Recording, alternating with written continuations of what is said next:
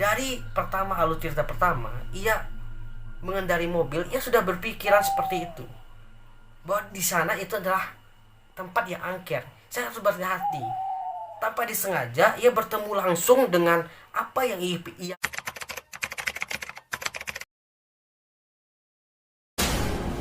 Oke, assalamualaikum warahmatullahi wabarakatuh. Kembali lagi bersama saya, Rocky Project Channel. Kali ini saya akan bercerita tentang pengalaman seorang supir angkot yang bertemu sosok hantu kepala tanpa badan. Sebelum saya menceritakan pengalaman Bapak supir angkot ini, saya harap teman-teman menekan tombol subscribe terlebih dahulu agar video ini bisa berkembang. Kita langsung saja ke pembahasan. Berawal dari kisah supir angkot yang bertemu hantu kepala tanpa badan. Cerita ini saya dapatkan dari Wendy Kurniawan di salah satu aplikasi yang bernama Quora. Ia menuliskan salah satu pengalaman ia bercerita tentang pengalaman salah satu supir angkot yang bertemu hantu yang berkepala tanpa badan, di mana latar belakang cerita ini sangat membuat bulu kuduk kita itu merinding. Di sini diceritakan bahwa sopir angkot ini mobilnya mogok di pertengahan jalan, mana kiri dan kanannya adalah hutan. Kita langsung saja masuk ke alur cerita. Di sini Wendy ingin berangkat kuliah, dikarenakan waktu liburnya sudah habis. Di tengah perjalanan, si Wendy ini bercerita sama sopir angkot yang ia tumpangi. Lalu sopir angkot tersebut cerita tentang kehidupan dan kejadian ganjil yang bisa kita katakan adalah kejadian mistis atau cerita mistis yang berasal dari salah satu tukang angkot. Bapak ini bercerita kepada si Wendy ya, kalau nggak salah ya. Si angkot ini bercerita seperti ini, teman-teman. Pak angkot ini atau supir angkot ini dikagetkan dengan kepala tanpa badan di bawah kolong mobilnya sendiri. Suatu hari, bapak ini mengendarai mobilnya tepat jam tengah malam. Singkat cerita, saat bapak ini menempuh jalan tanjakan tersebut, ternyata jalan tersebut itu sangat angker. Di sini bapak tersebut merasa was-was atau sangat berhati-hati dalam mengendarai mobilnya. Tanjakan tersebut yang bernama Bukit Punai, di mana jalan tersebut sangat dikenal oleh kalangan masyarakat di sana adalah jalan yang angker. Entah kenapa di tengah jalan pendakian Bukit Punai, tiba-tiba mobil yang dikendarai oleh supir angkot ini mati, bisa kita katakan tiba-tiba berhenti mogok atau mengalami kerusakan. Dengan perasaan yang cemas dan rasa ketakutan yang luar biasa tadi yang dialami oleh supir angkot tersebut, bapak ini lantas memberanikan dirinya untuk turun dari mobilnya dan berdoa agar tidak terjadi hal yang tidak diinginkan. Singkat cerita lagi, bapak ini langsung melihat atau memeriksa mobil tersebut, yang membuat bapak ini sangat gemetar. Di sini bapak ini melihat ke arah kiri dan kanannya adalah hutan, tapi dengan perasaan gembira dan juga takut. Bapak ini juga melihat di tengah-tengah hutan tersebut, ia melihat ada sebuah rumah yang besar dan juga terdapat kolam berenang di sana. Setelah bapak tersebut melihat rumah itu dengan detail, ia melihat dengan rinci. Ternyata rumah dan kolam berenang itu sudah lama tidak dipakai lagi, atau bisa kita katakan terbengkalai. Oke, kita berbalik ke bapak tersebut, dan di sini bapak supir angkot itu kembali lagi ke arah mobil ya, yang mobil yang rusak tadi, dengan memegang senter. Ia keluar dari mobilnya dengan memegang senter. Ia lantas langsung melihat mobilnya atau memeriksa mobilnya. sih yang membuat mobil ini bisa berhenti? Mobil ini bisa berhenti. Dan di saat bapak ini sedang memeriksa mesin-mesin mobilnya, hal aneh pun terjadi.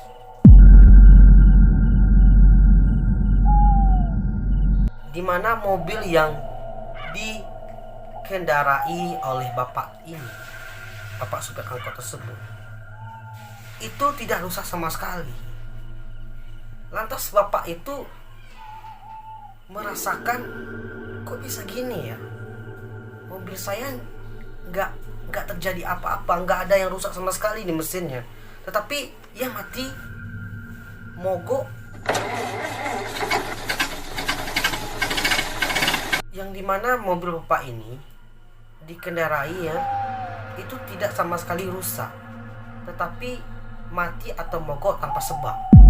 Lantas bapak ini ya sudah mengecek, lalu ia merasakan ada hal ganjil yang terjadi pada dirinya saat itu. Dan ia mengatakan kepada dirinya sendiri, kok bisa ya? Kok bisa ya? Kok bisa ya? Ia mengatakan seperti itu. Soalnya teman-teman, mobil bapak ini sudah dia cek, itu nggak ada masalah sama sekali di mesinnya. Mobil itu fit untuk berjalan, tetapi mati tanpa sebab di sini. Dengan hati yang bertanya-tanya, bapak ini kembali memeriksa mobilnya ya. Bapak ini sudah bertanya, bisa kita katakan bermenung sebentar, kok bisa ya mati begitu.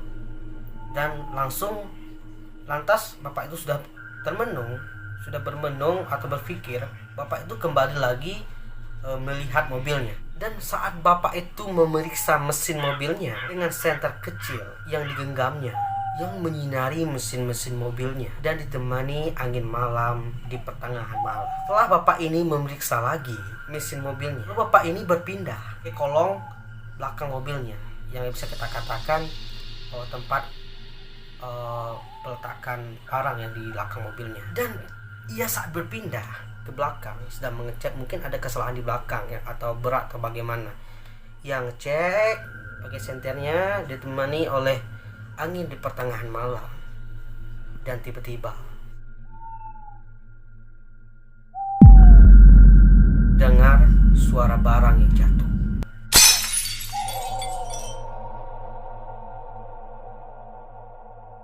Lalu dengan panik, bapak ini mengarahkan senternya tepat di mana barang itu terjatuh. Dengan kaget dan perasaan yang mulai menghantuinya. Dan tiba-tiba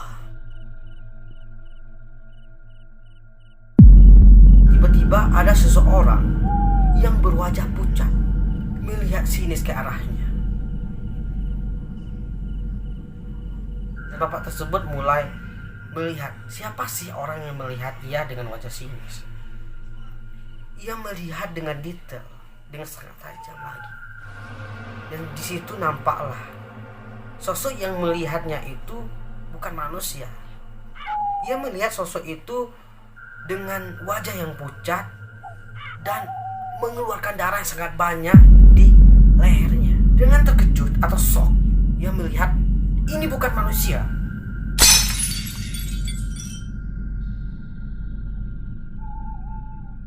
Hal yang tidak ia inginkan pun terjadi.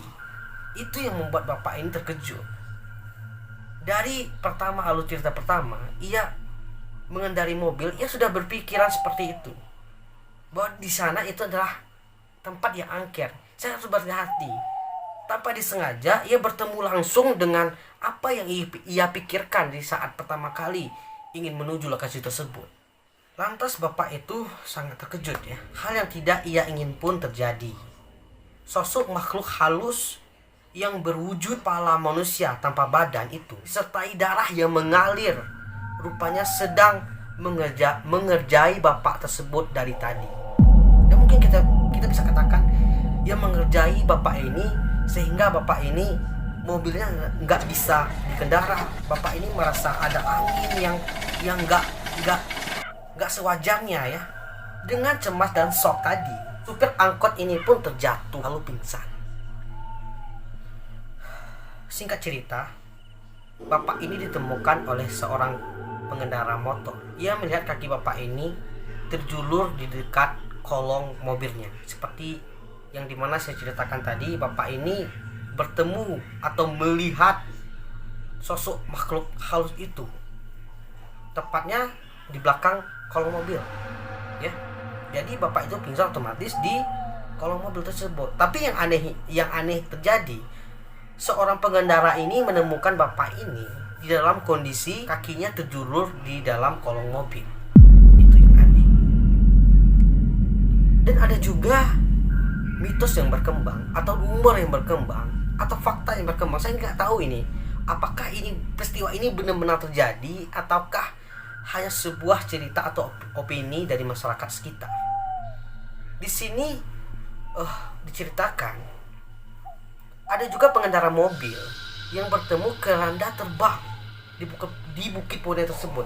Ia melihat keranda itu terbang ke arah bukit. Dan ada juga seorang pengendara mobil, ia melihat lalu ia berhenti. Ia melihat di kolam berenang, tepatnya di rumah makan Punai ini. Itu ada seorang anak kecil bersama temannya. Ia bermain layaknya manusia, bergembira dan ketawa. Itu sangat mengerikan. Sangat mengerikan sekali, yang dimana kita bertemu seorang anak kecil di tempat yang terbengkalai, bermain layaknya manusia, ketawa gitu. Itu sangat mengerikan sekali. Sekarang dengan rumor yang berkembang di bukit Punai tersebut, cerita ini sangat tersebar luaskan. Kini jalan tersebut sangat diragukan bagi pekerja angkot yang berlalu lalang di sana. Nih, saat saya bercerita tadi, itu pasti pertanyaan daripada teman-teman di rumah. Pertanyaannya pasti seperti ini. Itu yang angkernya bang, itu jalannya apa rumahnya? Usut punya usut tadi, ternyata yang angker itu adalah rumah makannya yang berada di kawasan Bukit Punai. Usut punya usut lagi ini. Dahulunya rumah makan ini sangat ramai. Jadi kalau kita putar ke belakang saat rumah makan itu masih terpakai, rumah makan itu sangat ramai, sangat diminati pengunjung, mungkin dengan masakannya yang enak. Saat itu saya tidak tahu tahun berapa itu. Dan semenjak terjadi, jadi saat rumah makan itu sedang di atas bagaimana ya, di saat rezeki sedang naik atau ramai dengan pengunjungnya, terjadilah tragedi yang dimana rumah makan ini terjadi pemenggalan. Pemenggalan itu tidak biasa. Pemenggalan itu terjadi oleh manusia, yang dimana di sana saat makan terjadi pemenggalan karena ada orang yang menyusup ke dalam rumah makan tersebut. Lalu terjadilah perkelahian dan menewaskan sekitar 4 orang. Dan ada juga yang terpenggal kepalanya dan mati mengenaskan.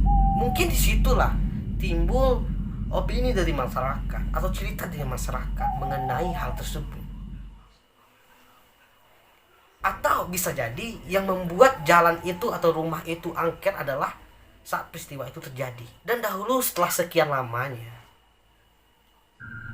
peristiwa itu terjadi, rumah makan ini pun tutup dan kosong dan terbengkalai. Dengan waktu yang berjalan, pernah ada orang yang mencoba berani tinggal di sana. Ia tinggal di sana dengan niat yang baik. Niat dia adalah ingin berjualan lagi. Tetapi dengan niat yang baik tadi malah memberi petaka untuk dia.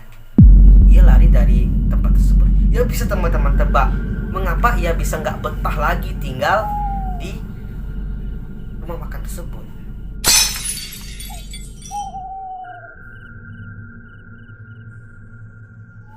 Coba teman-teman jadi posisi dia.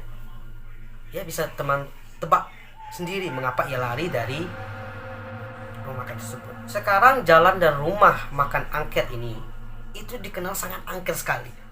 Gak ada manusia yang sanggup tinggal di sini, di rumah makan ini lagi. Gak ada lagi manusia yang sanggup tinggal di sini. Dan di sini saya menambahkan kejadian TKP yang mana tahu teman-teman tahu dengan tempat ini dan tahu ceritanya lebih dalam lagi. Kalau teman-teman tahu cerita ini lebih dalam lagi, silahkan teman-teman berbagi dengan saya di Instagram saya yang saya letakkan di deskripsi saya. Tepatnya cerita yang saya ceritakan tadi itu terletak di Kabupaten Pasel menuju Kota Padang. Dan untuk teman-teman yang masih penasaran, saya juga mempunyai foto. Saya mencari apa sih ya, gimana ya rupanya, dan saya mencari foto, dapatlah saya foto yang mungkin bisa katakan ini adalah real foto dari rumah makan tersebut. Ya, bisa teman-teman lihat. Oke. Nah, kalau teman-teman masih penasaran, saya akan ini. Nah, ini kalau kita lihat dari judul rumah makan ini adalah Rumah Makan Punai, Bukit Punai. Ini saya nggak tahu ya bahwa cerita ini benar-benar terjadi atau tidak. Tapi kok bisa ya fotonya ada? Kalau cerita ini benar-benar terjadi, wow, saya nggak bisa bilang apa-apa. Oke, bisa teman-teman lihat ya. Saya letakkan di sini ya. Bisa teman-teman lihat. Ini kalau di judulnya ini memang sama, ya, memang sama. Judulnya dengan alur cerita saya itu memang sama. Tapi saya tidak tahu pasti apakah foto ini benar-benar rumah makan tersebut atau tidak. Ya teman-teman, mungkin itu saja cerita yang dapat saya bagikan untuk konten saya kali ini. Saya berharap teman-teman jadikanlah salah satu alur cerita ini untuk menambah pemikiran teman-teman, untuk mengubah pemikiran teman-teman. Atau bisa jadi ya teman-teman, cerita ini hanyalah dongeng. Berarti cerita ini mengajarkan kita bahwa kita harus berhati-hati di jalan yang bisa kita katakan rawan. Kita harus lebih berhati-hati lagi. Kalau memang cerita ini fix atau cerita ini benar-benar terjadi, teman-teman bisa jadikan cerita ini untuk menambah iman teman-teman. Kalau seandainya iman kita lebih tinggi dibandingkan jin, justru kita tidak takut dimanapun kita berada. Sesungguhnya Allah itu melindungi kita. Untuk teman-teman yang berpuasa saat ini, saya ucapkan selamat menunaikan ibadah puasa. Untuk teman-teman yang saat ini sedang menonton video ini, saya harap teman-teman menekan tombol subscribe. Menekan tombol subscribe. Subscribe itu gratis teman-teman. Subscribe itu gratis. Oke teman-teman, terima kasih banyak sudah menonton video ini. Saya tunggu ya teman-teman subscribe-nya. 1, 2, 3.